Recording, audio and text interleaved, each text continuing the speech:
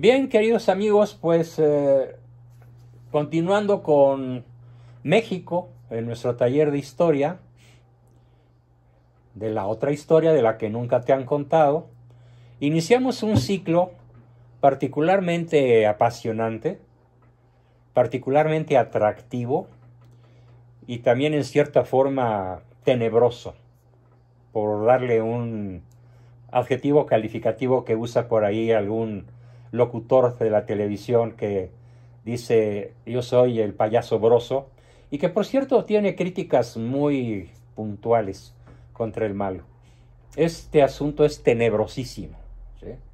Pero claro, yo no soy un cómico y yo no lo voy a manejar como lo maneja ese payaso tenebroso. Lo voy a manejar con toda seriedad, con toda propiedad académica, porque es un tema que justamente por su tenebrosidad reclama un enfoque particularmente racional, particularmente inteligente, moderado y lleno de datos duros, de acontecimientos, de cosas que realmente nos expliquen y nos hagan ver cómo México desde hace siglos ha estado literalmente en poder de la masonería.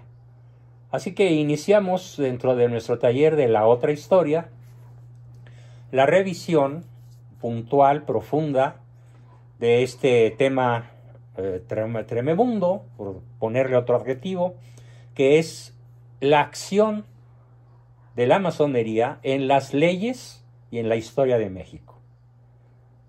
En las leyes, porque multitud de documentos jurídicos que han sido escritos, que han sido autorizados por la Cámara de Diputados, por la Cámara de Senadores, por el gabinete, etcétera, etcétera, etcétera, a lo largo de cuando menos 2 siglos y medio, desde la expulsión de los jesuitas en 1757. Desde entonces la masonería gobierna en México.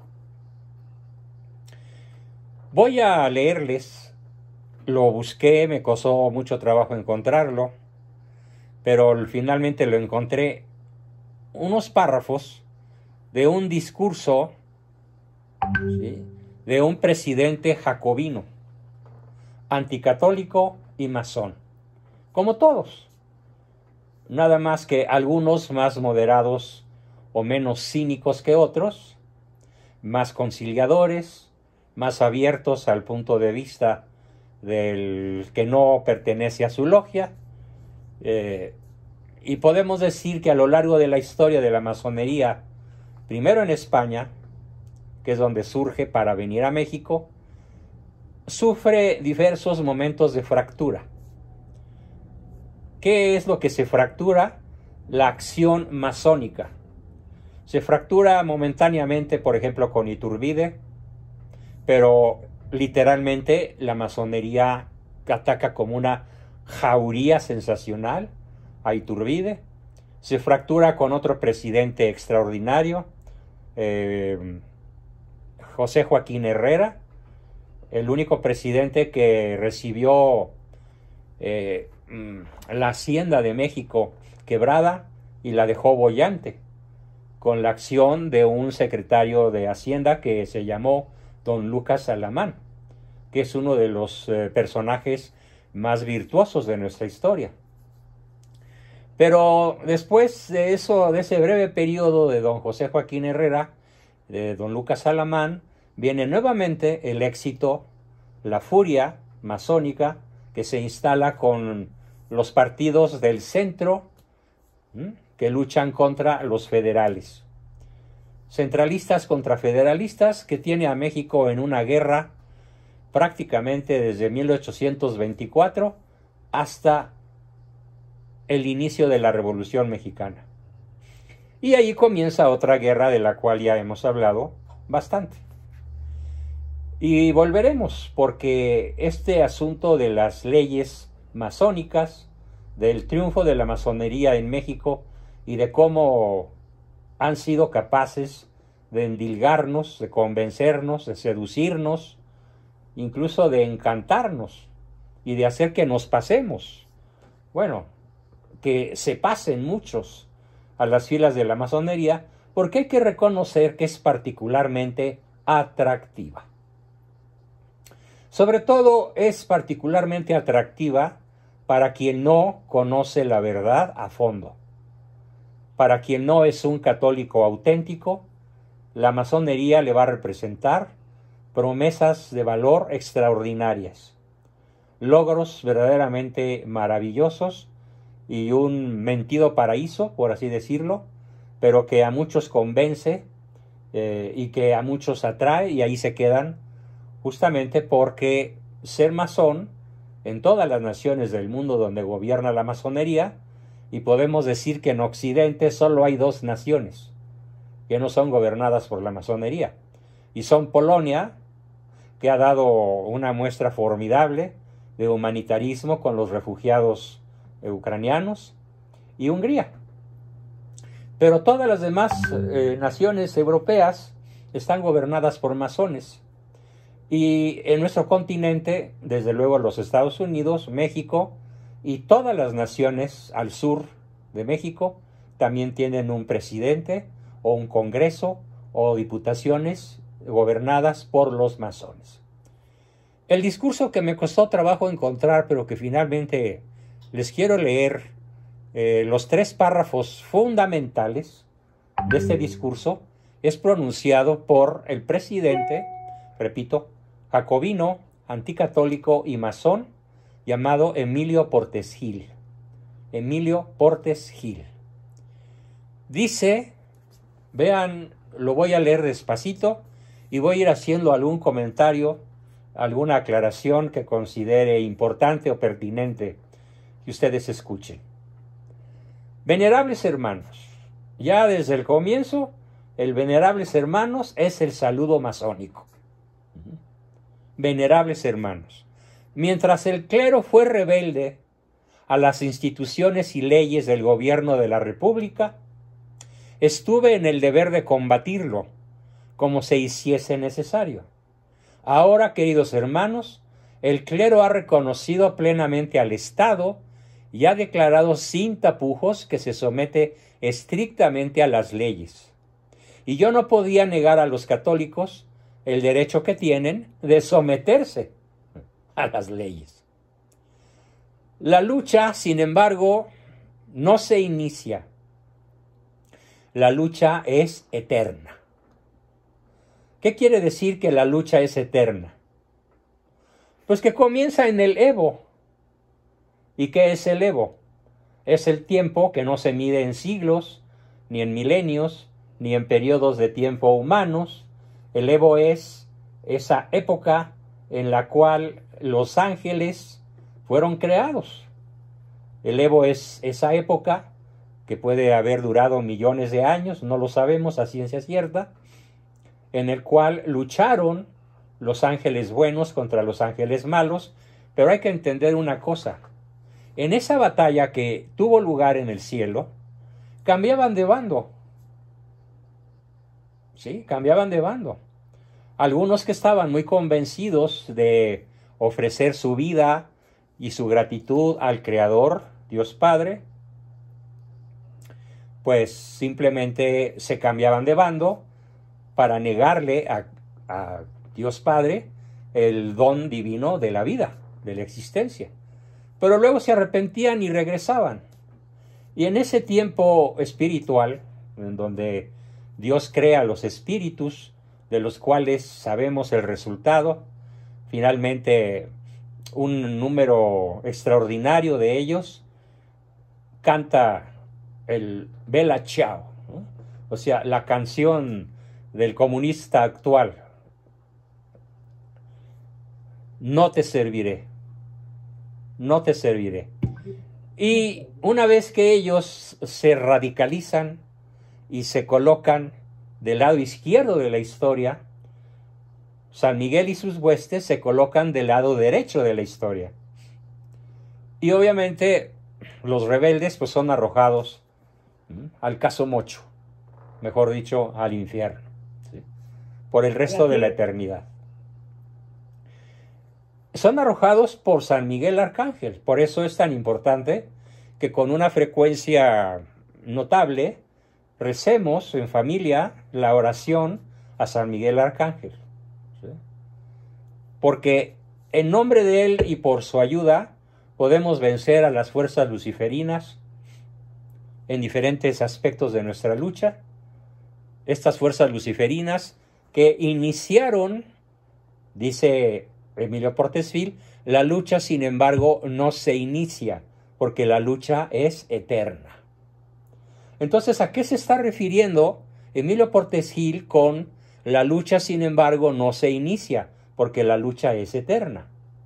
Se está refiriendo justamente a la rivalidad entre el lado oscuro de la historia, por llamarlo en términos cinematográficos, y el lado claro de la historia, por llamarlo también, como se dice en la famosa saga La Guerra de las Galaxias, que trata con mucha elegancia y con mucha propiedad este tema de la rebelión de los ángeles caídos. Claro, no todos lo entienden, pero los que tenemos alguna formación teológica podemos captar muy bien la lucha como eterna, que empezó en el Evo, que no empezó con la creación del hombre. Cuando el hombre es creado, esa lucha ya había terminado en el cielo. Pero el demonio, los demonios, la prolongaron en la historia humana. Por esa razón, la lucha, sin embargo, no se inicia y es eterna. Una lucha más puntual, que podemos, dice él, reconocer con más vigor, es la lucha que se inició hace 20 siglos. ¿A qué se refiere Emilio Portes Gil, jacobino, que odia al clero, anticatólico y masón? ¿A qué se refiere con que la lucha se inició hace 20 siglos? Pues se refiere al nacimiento de Cristo. Justamente la lucha se inicia de modo más puntual a la venida de Cristo. Y sobre todo cuando Cristo dice, o estás conmigo o estás contra mí.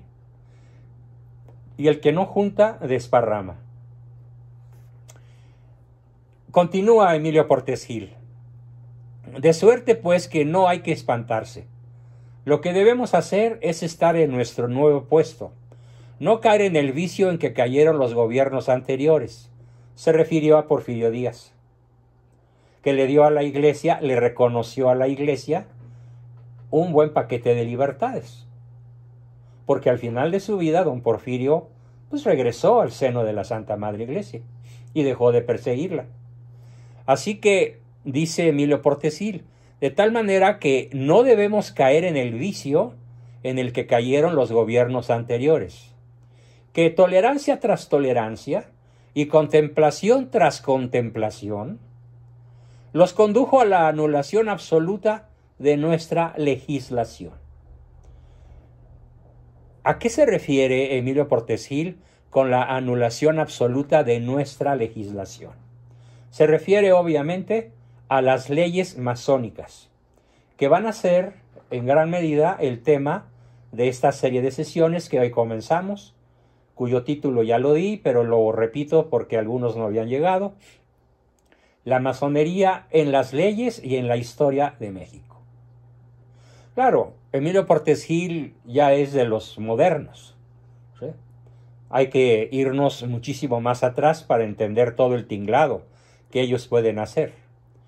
Sigue diciendo Emilio Portes Gil, lo que hay que hacer, pues, es estar vigilantes. Los gobernantes y los funcionarios públicos, celosos de cumplir la ley y de hacer que se cumpla la ley masónica. Y mientras esté yo en el gobierno, ojo con lo que sigue, ante la masonería yo protesto. O sea, echó el cuero al agua, no se midió. Está grabado su discurso. Y claro, yo no lo estoy sacando de una grabación, lo estoy sacando de una publicación de la época, porque su discurso fue publicado en todos los diarios de la prensa nacional del año 1929. Los gobernantes y los funcionarios públicos, celosos de cumplir la ley y de hacer que se cumpla. Y mientras esté yo en el gobierno, ante la masonería, Yo protesto que seré celoso de que las leyes de México, las leyes constitucionales que garantizan plenamente la conciencia libre, pero que someten, ojo, a los ministros de las religiones a un régimen determinado, yo protesto, digo, sostengo ante la masonería que mientras yo esté en el gobierno se cumplirá estrictamente con la legislación. ¿Cuántos presidentes de México a partir de este discurso dejaron de cumplir con la legislación masónica? Ni uno solo. Ni uno solo. Bueno, tenemos una chulada, por así decirlo, como lo dice por ahí algún lorolocutor. La chulada de que Felipe Calderón, en su sexenio, permite, facilita o apoya la legalización del aborto. Porque ese es uno de los propósitos de la masonería. Y ahora tenemos otro de últimas noticias, en donde, bueno, hoy o ayer me llegó un video de alguien, no sé, no me acuerdo ahorita quién me lo envió, en donde se está proponiendo, sí, las feministas del movimiento M8, del 8 de marzo, están proponiendo que a los niños se les enseñe el placer sexual y la masturbación. Es una de sus exigencias más feroces. No encuentro una palabra o un adjetivo calificativo más preciso que ferocidad, ¿sí?, en este grupo de arpías, ¿sí? Así que sigue diciendo Emilio Portes Gil, pero que someten a los ministros de las religiones a un régimen determinado. Yo protesto, digo ante la masonería, que mientras yo esté en el gobierno se cumplirá estrictamente con la legislación masónica. En México, el Estado y la masonería, sigue diciendo Emilio Portes Gil, en México, el Estado y la masonería en los últimos años han sido una misma cosa. Dos entidades que marchan aparejadas, porque los hombres que en los últimos años han estado en el poder han sabido siempre solidarizarse con los principios revolucionarios. Ojo, ya vimos revolución y contrarrevolución. Más claro no canta un gallo. Siempre han sabido solidarizarse con los principios revolucionarios de la masonería. Este es un extracto del discurso pronunciado por el masón y anticatólico presidente de México, Emilio Portes Gil, en julio de 1929, ante los líderes de la masonería, tras la firma de los arreglos que pusieron fin al levantamiento cristero y que a partir de esa fecha la Iglesia Católica en México ha estado sometida. Sin embargo, este sometimiento tiene muchas variedades. Vamos a verlas. Primero tenemos el sometimiento... Perdón, voy a silenciar al grupo. Ya, tenemos el sometimiento de facto. De facto quiere decir no legal, no legalista, no constitucional, pero sí de facto. Este sometimiento de facto implica que, por ejemplo, cuando yo he ido a multitud de partes a dar una conferencia sobre ideología de género, sobre aborto, sobre matrimonio igualitario o sobre los temas sensibles que con tanto furor masónico buscan instalar en México las logias, invariablemente me hacen advertencias. Tienes que ser muy discreto, no ataques al obispo, no señales sus errores evidentes, y porque ha habido obispos, no digo cuáles para no difamar, que han sido famosos por sus dispendios, por sus fiestesotas, por su manera mundana de vivir, pero estos forman una segunda categoría, que no son los que son sometidos de facto, sino que son los traidores.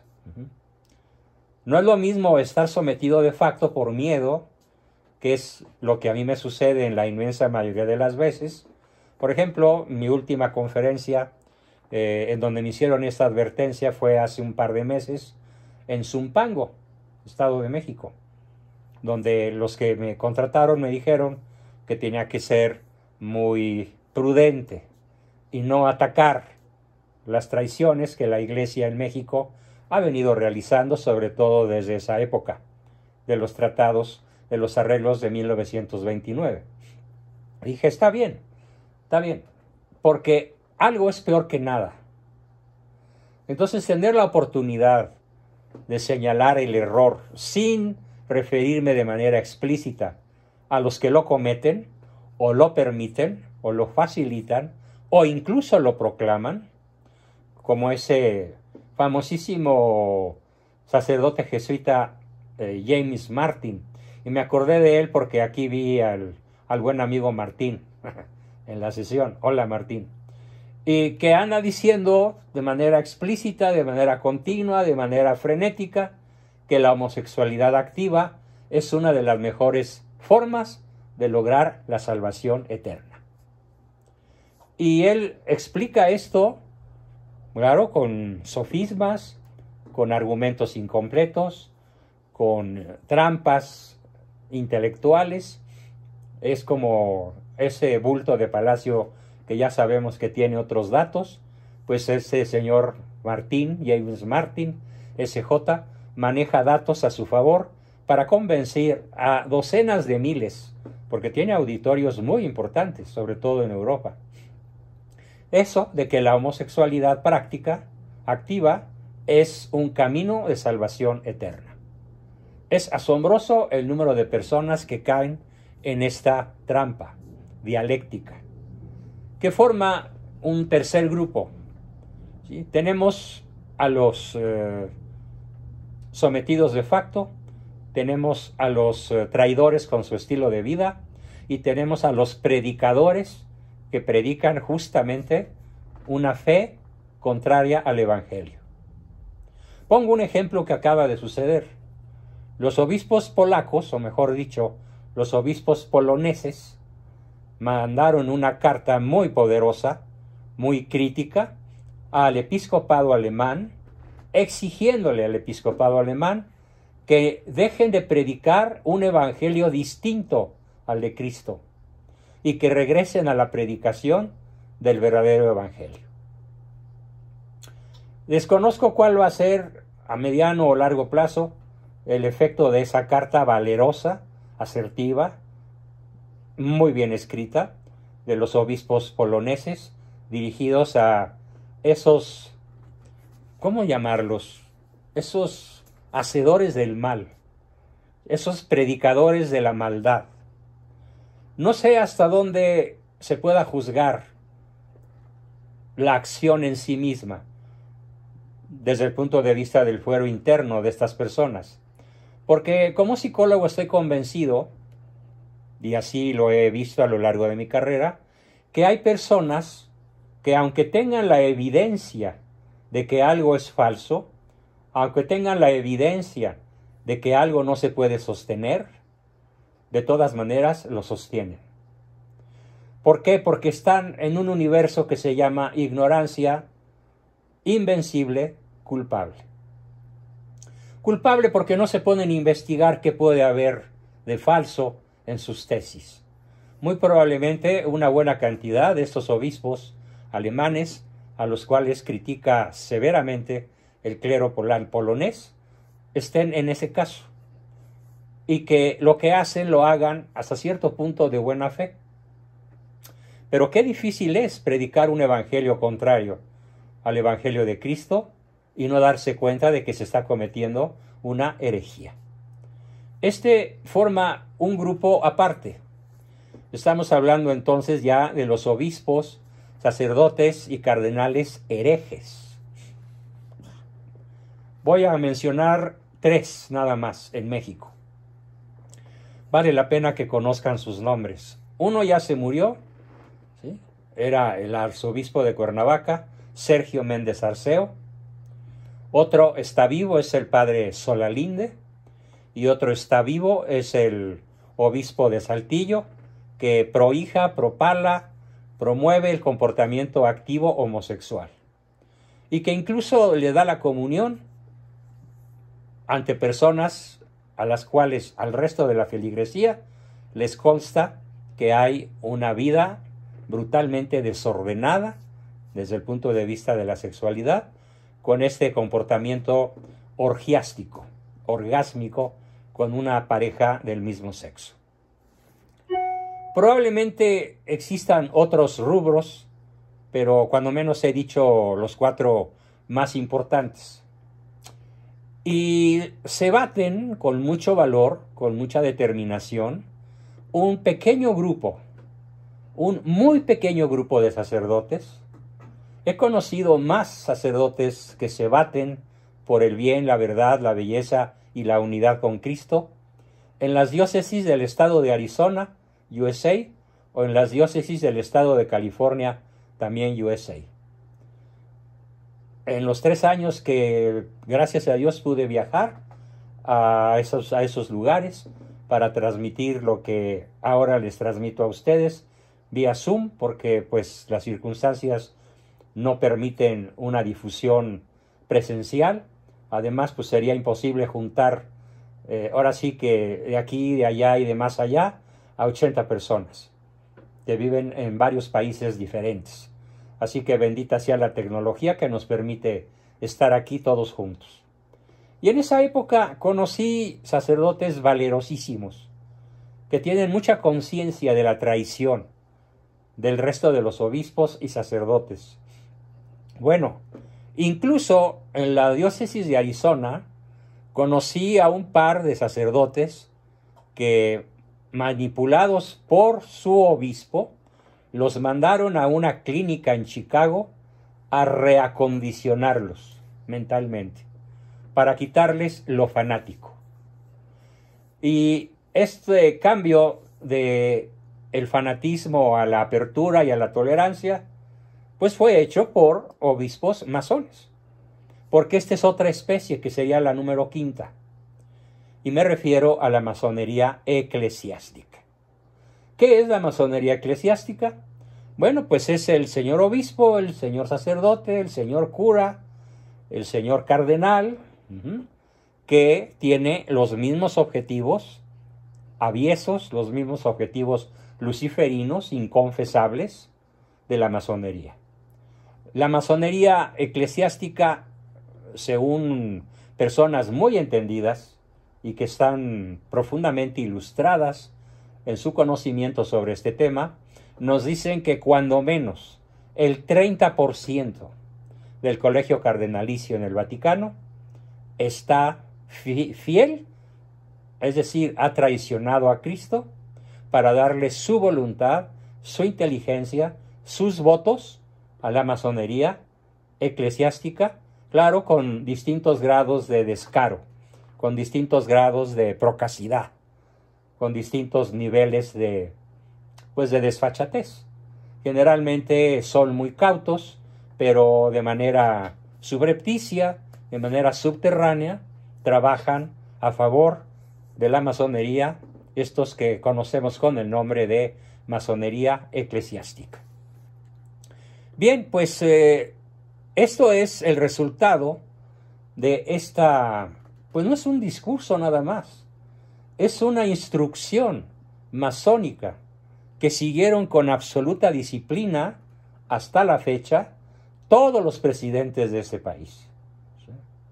De hecho, Portes Gil se refiere a Porfirio Díaz, que hizo muchas concesiones al clero, que se fue de contemplaciones en contemplaciones y que lo condujo a la anulación absoluta de nuestra legislación masónica. Obviamente se está refiriendo a Porfirio Díaz. Obviamente no se está refiriendo a Juárez, porque Juárez sí cumplió con absoluta fidelidad los juramentos masónicos que hizo desde su juventud, cuando ingresó a su primera escuela formal en la ciudad de Oaxaca, siendo él apenas un chavo de 15, 16 o 18 años. Ahí empieza la vida y las tragedias para México del principal masón que este país ha padecido, Benito Juárez García. Bueno, pues este es un primer tema introductorio a lo que es la masonería, que es justamente, resumiendo el discurso de Portes Gil, es una lucha eterna entre el bien y el mal. Y es una lucha que puntualmente empezó hace 20 siglos, cuando nació Cristo y nos predicó, y no solo nos predicó, sino que vivió, murió y resucitó por nuestra salvación. Porque la salvación masónica no es obra de Cristo. La salvación masónica es obra de la persona. Los masones se creen sabios. Los masones se creen iniciados. Y claro, hay un montón de escalones para llegar del grado 1 o del grado 0 al nivel 33, que es el más alto nivel de la masonería, al cual pues no se puede iniciar a menos que se cumplan ciertos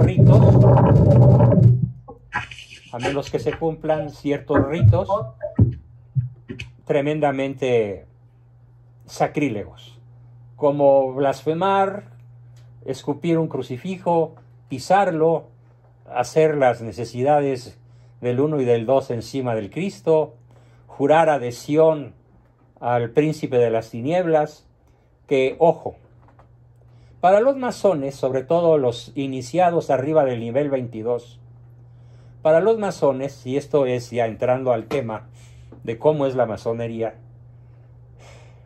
debo decir un concepto fundamental. Bueno, varios, pero comienzo con este. El principio, el concepto fundamental en la masonería es que Yahvé, el Dios de la Biblia, el Dios uno y trino de la catolicidad, es el Dios malo. Es el Dios malvado. ¿Por qué? Porque nos hizo libres, cosa cierta.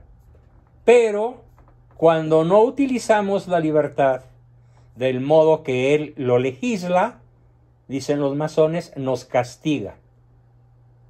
Por eso Yahvé, o el Dios de los cristianos o de los católicos, es el Dios malo. ¿Y quién es el Dios bueno? El Dios bueno es Lucifer y sus huestes innumerables, porque ellos nos permiten todos nuestros deseos, nuestros caprichos, nuestras necesidades, nuestras ambiciones, nuestros proyectos de vida. Ellos nos van a ayudar de manera incondicional, de manera ferviente, para que una vez que vamos avanzando en las iniciaciones masónicas, se vayan cumpliendo nuestros deseos más difíciles, que se reducen básicamente a 4: el poder, las riquezas, la fama, los honores, 5, perdón, y los placeres. Poder, riquezas, honores, fama y placeres. Son los objetivos existenciales de cada masón, desde niveles bajos, pero que se va cumpliendo en los niveles más elevados. Bien, vi que Ricardo levantó la mano para decirnos que el obispo de Saltillo, José Raúl Vera, ¿sí? José Raúl Vera López, pues es uno de los que más practica esa terrible, nefanda práctica o ideología en donde dice que el vivir de modo homosexual es un camino de salvación. Esa misma tesis, aunque con mucho menor impacto, la tiene ese obispo de Saltillo, con quien, por cierto, hace algunos años, cuando yo viajaba mucho para esa ciudad, porque era yo asesor de algunas empresas automotrices que me contrataron como desarrollador de equipos de alto desempeño, pues tuve un enfrentamiento brutal. El enfrentamiento consistió en que una vez que él planteó sus tesis, yo planteé las mías y a él lo abuchearon y a mí me aplaudieron. Claro, era un grupo de la Acción Católica Mexicana, eran familias católicas muy formadas ya, y pues él no midió sus palabras y pues tuvo que salir de la reunión con la cola entre las patas. Bien, entonces la primera idea sobre cuál es la fe masónica, ya la dije.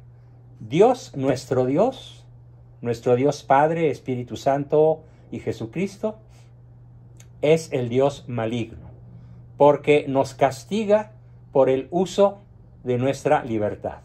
Y Lucifer es el Dios bueno, porque nos permite, propicia, nos arenga, nos alienta a practicar todas las costumbres que nos van a llevar a la gloria, a la fama, a la riqueza, al poder, a los honores. Bien, es la primera gran idea. La segunda gran idea es que es una institución reservada. ¿Qué quiere decir reservada? Que tiene ciertos compartimientos a los cuales es muy difícil o imposible poder entrar.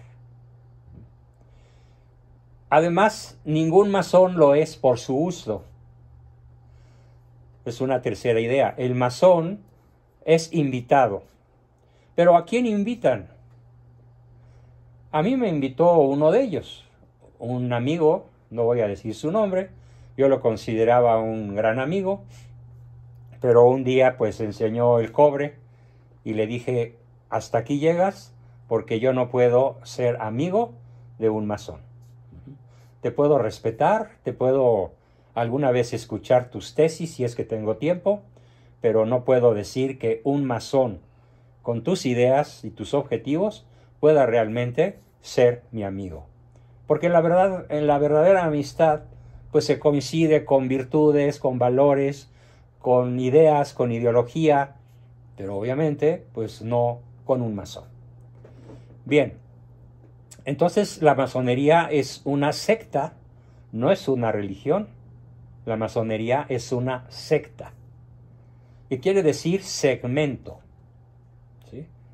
Es decir, algo que se saca, por ejemplo, cuando tú partes un pastel y sacas un octavo, una parte que puede ser un octavo del tamaño del pastel, en realidad lo estás seccionando.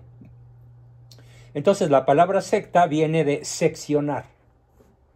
Y en efecto, la masonería ha sido seccionada, o ella misma se ha seccionado de la religión católica, de la religión judía en los tiempos bíblicos, se ha seccionado de todas las organizaciones oficiales y no oficiales que apoyan, promueven y proclaman el verdadero evangelio de Cristo. Es una secta y además ahí les va otra de las cosas fundamentales. La masonería, desde que los papas se ocuparon de ella, la masonería produce para el seguidor de la masonería, produce una excomunión ipso facto.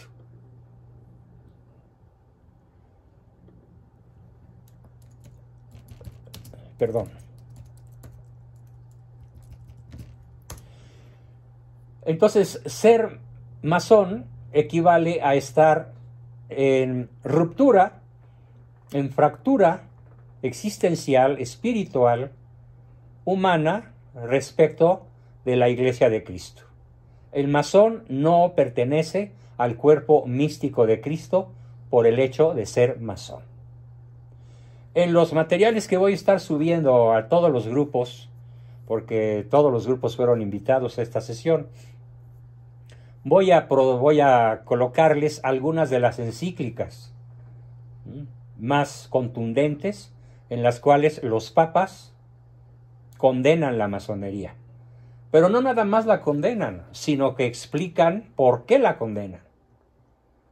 Hacen un análisis histórico, sociocultural, sociopolítico, religioso de las formas de ser de la masonería para concluir que el masón, sobre todo el de alto nivel, está excomulgado. Bien, en este ciclo de conferencias nuestro buen amigo ex masón, no sé si andas por ahí. No, creo que ahora no está. Se lo diré en forma individual. Pues él nos va a platicar su experiencia. Muy probablemente el viernes próximo. Nos platique su experiencia de cómo fue su vida en la masonería y por qué rompió con la masonería. Va a ser un testimonio verdaderamente valiosísimo el que puedan todos y más acudir a esta testimonial de nuestro buen amigo ex masón. ¿Qué más rasgos tiene la masonería que es muy importante conocer? El masón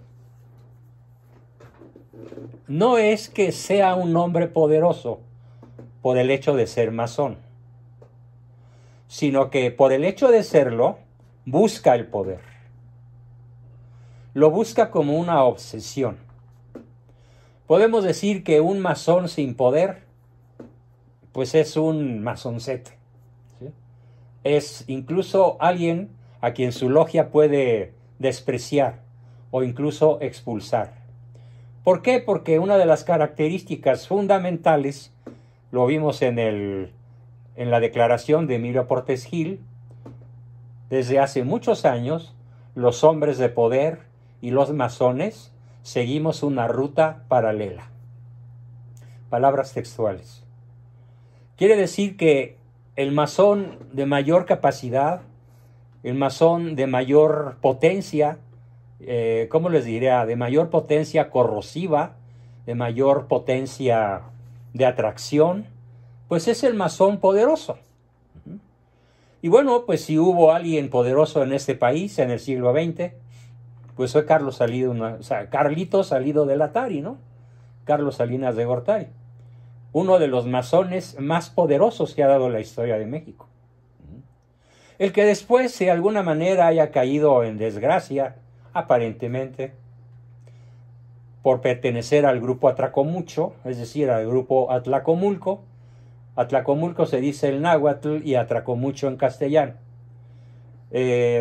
Pudo haber sido segmentado, pudo haber sido abandonado y hasta la fecha pues difícilmente conserva el poder que tuvo. Pero hay otros que siguen teniendo muchísimo poder. En su momento los vamos a presentar. ¿Quiénes son los que todavía, a pesar de las circunstancias, a pesar de los años que han pasado, aún tienen mucho poder en las decisiones que se toman en México? Hay por ahí una persona, voy a utilizar esta sesión para presentárselas, se llama Beatriz Pajés Yergo, ¿sí? Y Beatriz Pajés Yergo, pues es una masona de alto nivel, grado 33, mujer, pero que por razones de lucha por el poder se volvió adversaria feroz de otro masón grado 33, pero de otra logia, y que es Manuel Andrés López Obrador, malo. Enemigos a muerte.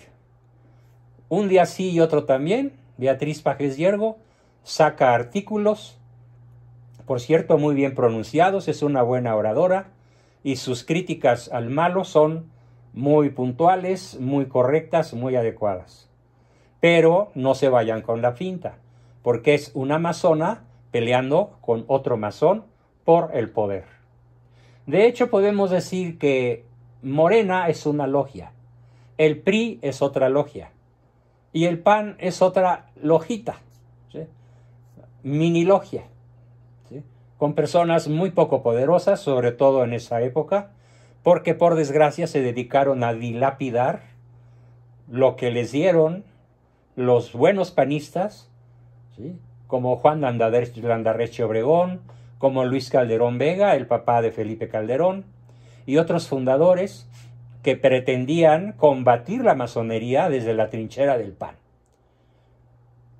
Y aquí viene otro dato duro que es, cuando lo explico, les juro que me duele el corazón. No hay 7 partidos políticos en México. No hay 3 partidos políticos en México, ni 4 ni 5. Ignoro cuáles son exactamente los partidos que reconoce el INE. Creo que son 7, pero me puedo equivocar. Pero lo que les quiero decir es que todos tienen obediencias masónicas sin excepción. Entonces, cuando se pelea un partido por otro, con otro, no es que quieran llevar a México a un nivel superior de desarrollo si lo comparamos con aquel que el masón de otra obediencia lo quiere llevar. No, es una lucha por el poder. Y esta lucha por el poder ha causado guerras.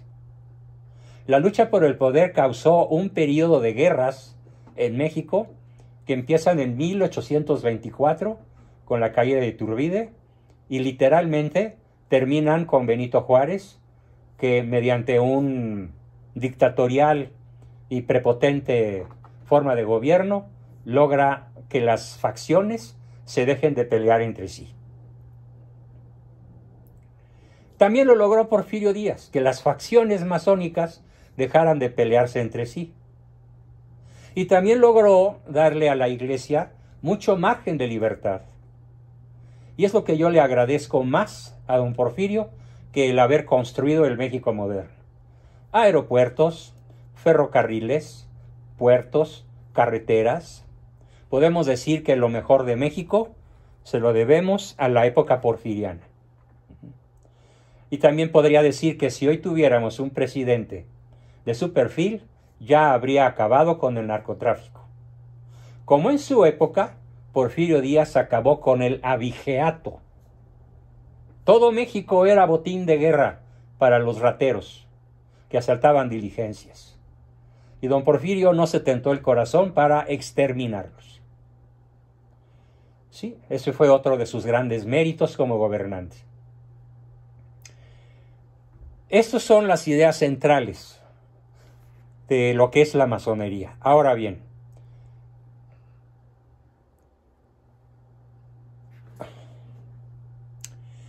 repito un concepto con otras palabras.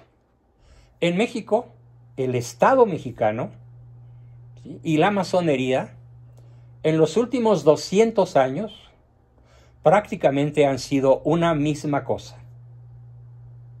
Se salva Iturbide, se salva José Joaquín Herrera, se salva Miguel Miramón, se salva Porfirio Díaz y hasta ahí. Todos los demás jefes de Estado han sido masones. Estas dos entidades, el Estado mexicano y la masonería, marchan aparejadas, porque los hombres que en los últimos años han estado en el poder han sabido siempre solidarizarse con los principios revolucionarios de la masonería. Ahora bien, siendo como es la masonería una sociedad secreta, es muy difícil, la verdad es muy difícil, conocer con precisión su origen fundacional. Sin embargo, yo tengo una tesis que comparto con ustedes y la explico tal cual, como la he explicado en otros grupos y a otras personas, e incluso algunos sacerdotes y obispos de buen nivel que me han dicho, estoy de acuerdo. La masonería comienza, como lo dice Emilio Portes Gil, con la batalla en el Evo. Los ángeles rebeldes son los primeros masones. Y los ángeles buenos son los primeros en ganar una batalla de niveles inimaginables, inconmensurables. Me dice muy atinadamente nuestro querido amigo Ricardo que Cantinflas, ¿sí? Cantinflas el cómico, fue masón, cierto. Qué pena, pero fue masón. Y muy probablemente su adhesión a la masonería le sirvió en gran medida para el éxito que tuvo como cómico, como actor de muchas películas que la verdad a mí no me gustan. Digo, habrá quien le guste y en gusto se rompen géneros, pero fue un masón de alto nivel. Entonces, es muy difícil conocer la historia, pero mi tesis es que la fundación o el primer ejército masónico que hubo en la historia es la rebelión de los ángeles. Y la segunda rebelión pues es la de Eva y Adán. Y los pongo así en ese orden porque primero es tentada Eva y después cae Adán. Y el pecado de Eva es el desear ser Dios. Y el pecado de Adán es quedarse con la criatura y no con Dios. Afán de control y lujuria. Allí podemos decir que está la semilla, el ADN. Me dice Alicia Chávez que también Pedro Infante, Jorge Negrete, por supuesto. ¿Sí? Qué pena, pero sí. ¿En qué estaba? Perdón. Que la primera fundación, la segunda fundación, Eva y Adán, y la tercera fundación, ojo, es la fundación histórica. Porque ya hay una fecha. Ya tenemos una fecha. Y me refiero al año 43 de nuestra era. Año en el cual el rey Herodes Agripa, no Herodes Antipas, porque ese fue el que mató a los santos inocentes. Herodes Agripa se alió con Hiram Abiud, o Abud. Hay quien pronuncia Abiud, hay quien pronuncia Abud. Me quedo con el Abiud, es más eufónico. Fundaron la Sociedad Misteriosa. ¿Qué fue la Sociedad Misteriosa? La formación explícita, la formación regular, la fundación ya formal, por así decirlo, de la masonería.